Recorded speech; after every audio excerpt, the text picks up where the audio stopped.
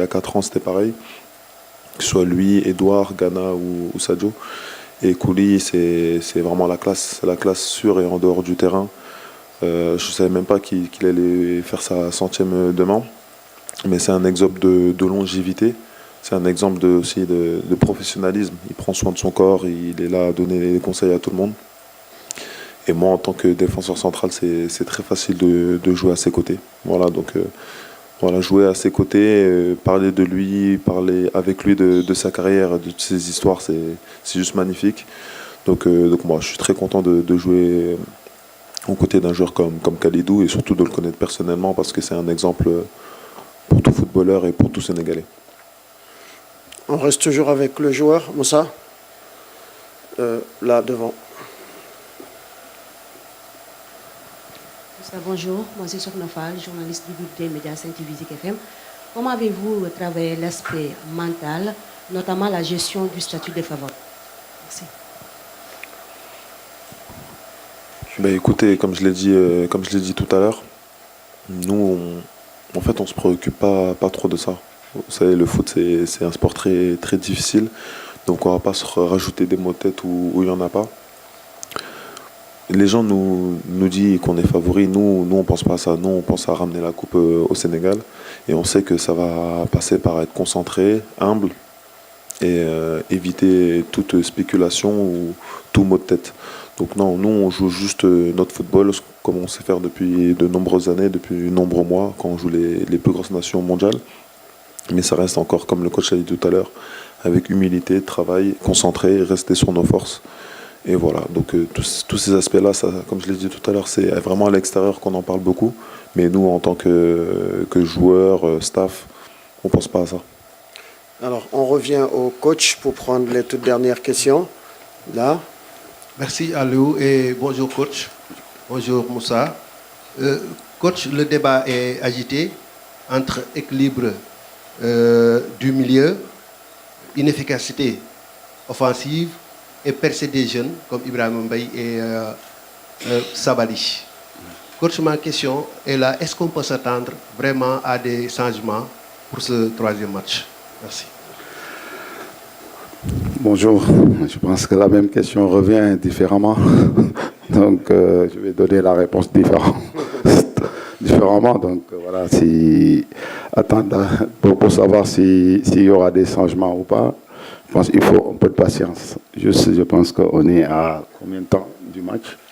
24 heures. 24 heures, donc voilà, c'est pas long. Donc vous saurez que s'il y aura des changements ou pas. Mais là, je ne vais pas dévoiler. Déjà, il y a nos amis béninois qui sont là. Faisons que ça soit une surprise. Ok. Là, les deux dernières questions. D'abord, Leroy derrière, ensuite Babacar, et on va devoir clôturer la conférence de presse. Bonjour coach, Leroy de Canal+. Une question sur Ibrahim Mbaye. C'est rare de voir un garçon de 17 ans s'imposer aussi vite dans un groupe, surtout en Afrique, où on sait que les anciens prennent souvent beaucoup de place. On croit savoir que son intégration a été validée par le trio Ghana, Koulibaly et Sadio. Est-ce que vous en avez parlé avec eux pour savoir un peu ce qu'ils en pensaient? Est-ce que ça compte pour vous que les anciens valident un nouveau joueur qui vient d'arriver? Oui, bonjour Laurent. Je pense que les joueurs sont très importants et surtout les cadres sont vraiment, je suis en phase avec, je discute beaucoup avec mes cadres. Je pense que Ibrahima est apprécié par tout le Sénégal. C'est pas que l'équipe, parce qu'à 17 ans, prendre cette décision de dire je viens jouer pour mon pays d'origine et pour rendre fier à mes parents, je pense que c'est un exemple. Donc à 17 ans, ça veut dire que même à 17 ans, on peut être un exemple. Aujourd'hui, il est bien accueilli dans ce groupe. Il trouve dans un groupe des gens, des patriotes qui montent la voie. Malheureusement, la seule chose que j'ai pas trop... Je veux dire que j'aurais bien aimé qu'il soit là le jour qu'on s'entraînait dans notre stade devant les 70 000 spectateurs. Il allait voir comment le pays l'aime et comment le pays est fier et content qu'il a pris cette décision. Babacar, allez-y, vous avez le micro. Ici, coach. Bonjour, Babacar Diarra de RFI. Je prolonge la question précédente de mon homonyme Babs sur la rotation de l'effectif, vu qu'il y a un enjeu sur cette troisième journée. Vous n'allez pas pouvoir finalement mettre une nouvelle équipe avec ses remplaçants qui n'ont pas débuté depuis ce début de compétition. Vous-même, vous avez été, sans vous manquer de respect, un coiffeur en 2002 en tant que remplaçant. Est-ce que ça aide d'avoir eu ce rôle pour ne pas perdre ces joueurs dans la suite de la compétition? Déjà, le plus important, déjà, c'est j'ai tout l'effectif qui est concerné. Donc, demain, on peut s'attendre que j'enlève 11, je mets 11. C'est possible, parce que j'ai des joueurs compétitifs qui sont prêts à n'importe quel moment de venir mouiller le maillot et montrer qu'ils attendaient cette place. Donc ça, je ne m'inquiète pas. Donc là, vous parlez de 2002, quand j'étais coiffeur. Peut-être vous dites que j'étais coiffeur, mais moi, je n'ai jamais mis dans ma tête que j'étais coiffeur. Pour moi, le plus important, c'est quand on est dans un groupe, il y a des choix. Et ce n'est pas facile. Et aujourd'hui, avec du recul, en tant que coach, j'ai vu que ce n'était pas facile pour le coach d'être en face 23 titulaires, parce qu'à l'époque, c'était 23 joueurs.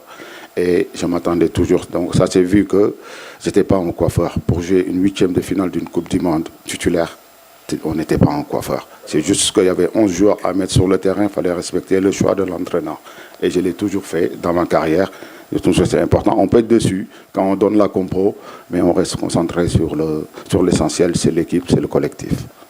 Merci coach. Avant de nous quitter, je vais juste vous demander une dernière question en Wolof, probablement, sur la toute première question. Madame Mathieu Legbi, nan ngeen ko préparé nga tënkal ñu ko ci Wolof rek. Par contre, avant juste, il faut que je précise aux confrères sénégalais que la mix zone, le Wolof n'est pas autorisé. S'il vous plaît. Merci. dégg nga bon kan ma wax en séeréer boo xamee ni ñuy waxee conférence de presse en séeréer je fais en séeréer donc déjà dañuy nuyu ñëpp di sant yàlla di wax ni voilà match bi ñu ngi koy préparé avec beaucoup de sérieux ak sérénité ak tamit travail bu baax a baax parce que tamit équipe bu ñuy jouer xam nañ ni équipe bu am ay argument la yu ñu mën a sonalee analyser nañ leen nag ñu ngi continuer di leen analyser di xool tamit lan lañ mën a def pour jël suba ndam li mais xam nañ ni du yomb match bu difficile la déjà il faut ñu am si humilité pour pouvoir dem jëli ji li ñu soxal di gagner match bi pour être premier ci classement bi xam naa nit ñi dinañ ne nag bëri na français mais malheureusement Gana n'est pas là pour le dire. Alors, par souci d'équité, il est important de le rappeler à nos confrères béninois. J'avais proposé la même chose, mais malheureusement, les deux qui étaient aujourd'hui à la conférence de presse n'étaient pas en mesure de parler la langue locale du pays. C'est très important. Ce n'est pas la discrimination pour le Sénégal, mais c'est un principe que la CAF essaie de mettre en place pour valoriser aussi nos langues nationales. Merci, coach Pape Bouna Thiaw. Merci.